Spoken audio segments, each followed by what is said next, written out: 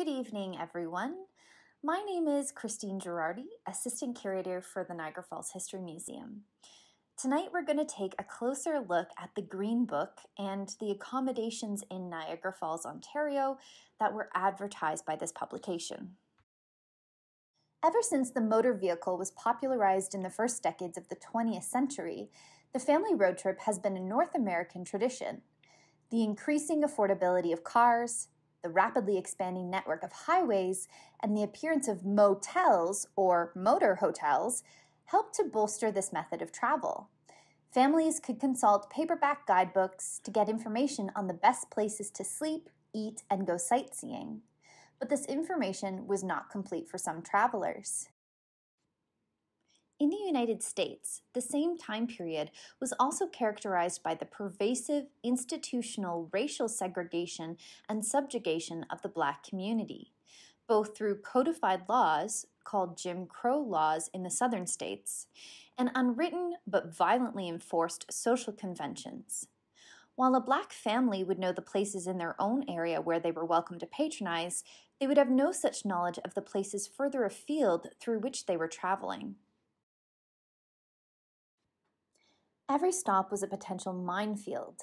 The penalty for unwittingly entering an unfriendly establishment could be embarrassment, harassment, or even death.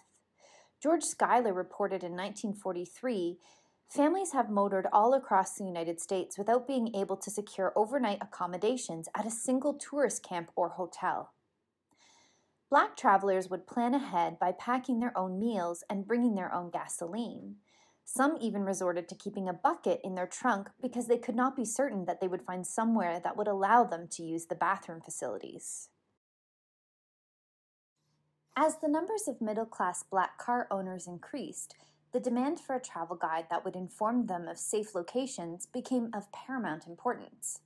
In 1932, a New York postal worker and World War I veteran named Victor H. Green saw this need and resolved to publish a guidebook. He solicited his information from his readers, initially offering $1 for every location they submitted, and from his fellow postal workers across the U.S. His guidebook was nicknamed after both himself and the color of the cover. It was known as the Green Book. The Green Book was published from 1936 to 1966, with a break from 1940 to 46 during World War II. While its existence was little known outside of Black communities, it was considered an essential purchase for families who wished to travel. Originally covering only the New York City metropolitan area, it eventually covered facilities in most of the United States and parts of Canada, primarily Montreal, Mexico, and Bermuda. Beyond the listing of friendly businesses, such as hotels, motels, restaurants, barbershops, beauty parlors, automotive service stations, etc., the guide eventually included information and advertisements of popular car brands, listing of national conventions, recommendations of sites and things to do in various cities, even the creation of a reservation bureau, which, as I'm sure you can imagine, offered the service of booking accommodations for you. During my research for this presentation, I ended up looking through a lot of issues of the Green Book. As I flipped through them, looking at listings and advertisements, it was easy to forget that this just wasn't any other travel magazine. However, a sobering article at the beginning of the 1963-64 edition reminds the reader that this publication was generated out of a necessity for the safety of the Black population in a racist world. The article is titled, "Your Rights Briefly Speaking," and it goes on to say that the purpose of a vacation is for a family to find a place that offers them rest, relaxation, and refuse from the cares and worries of the workaday world. It explains that the Black traveler deserves the same respite, and the Green Book is here to provide that. To provide vacations without aggravation, as their slogan says. To ensure their safety and a clear understanding of their rights as a Black traveler, the article summarizes each state's stance on discrimination as they apply to public accommodations and recreation. The necessity for such an article should not be a surprise, given the necessity for such a publication existed in the first place. Too often, Canadians look to the South, both historically and in our modern world, and seem to exude a sense of superiority, as though racial prejudice doesn't permeate our border with the United States. That the North is a land of inclusion and equality. That, unfortunately, is just not the case.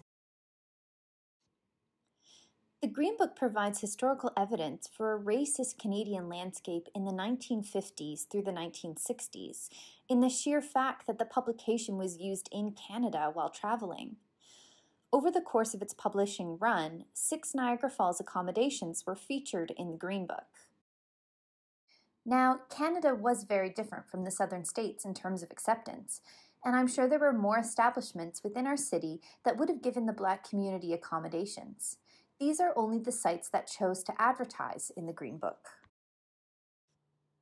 The earliest of these, first appearing in the 1955 edition, was Mrs. M. Newman's tourist home at 1090 McCrae Street.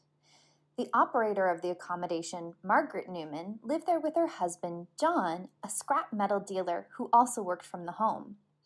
With the research resources currently available, we don't know if the Newmans were Black, but many of those offering tourist home accommodations in the Green Book were.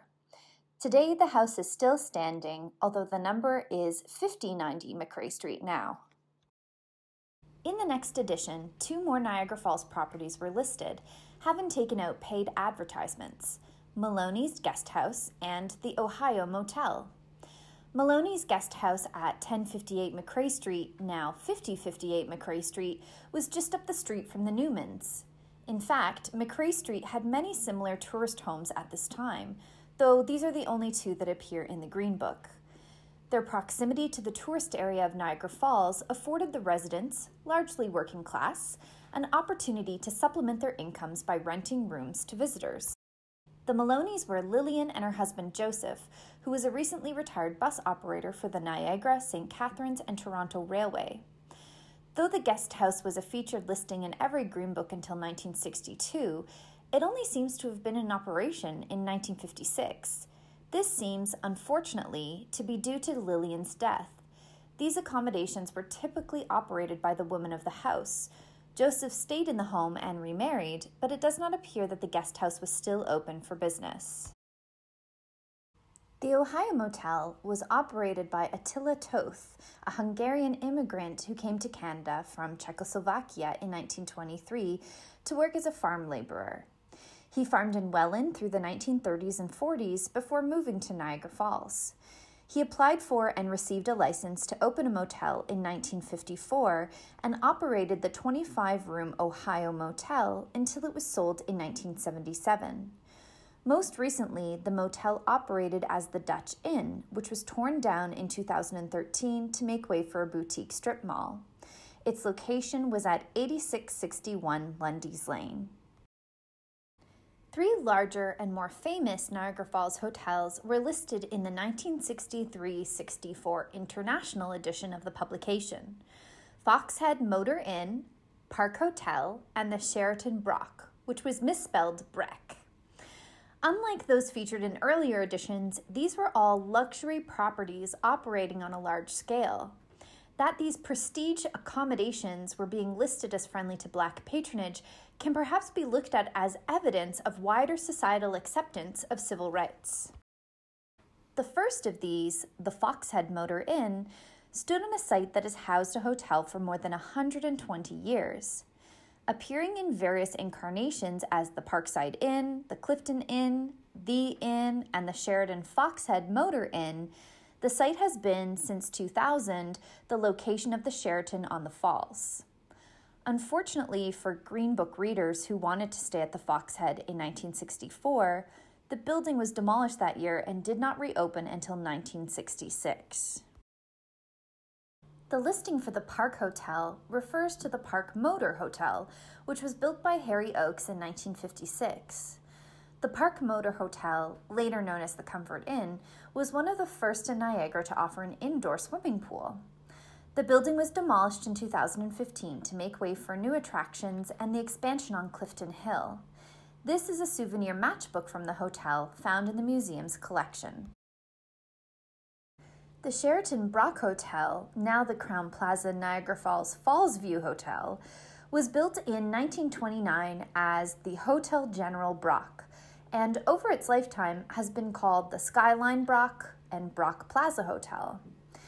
As the first and perhaps most prominent luxury hotel in Niagara Falls, it has been host to guests such as Walt Disney, Shirley Temple, Jimmy Stewart, Princess Margaret, and Queen Elizabeth. Most famously, Marilyn Monroe lived in room 801 of this hotel in 1951 during the filming of Niagara.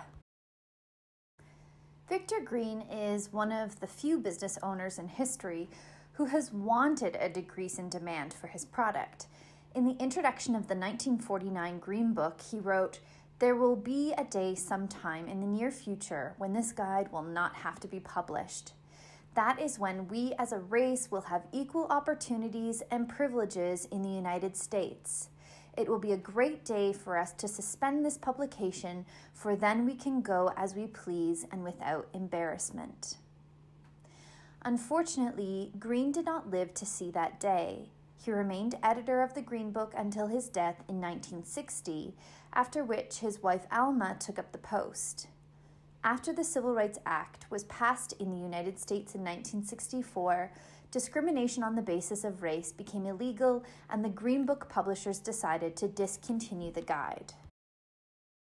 After it ceased to be published, the Green Book suffered a long bout of obscurity and has only recently been rediscovered by academics who've used it to reconstruct the hidden webs of relation that constituted Black America during the Jim Crow era. Those interested in learning more should look to the New York Public Library's digitization of all the editions of the Green Book. Thanks for joining me this evening. This lecture was generated from an article in the museum's 2016 Circa magazine written by Katie Berardi.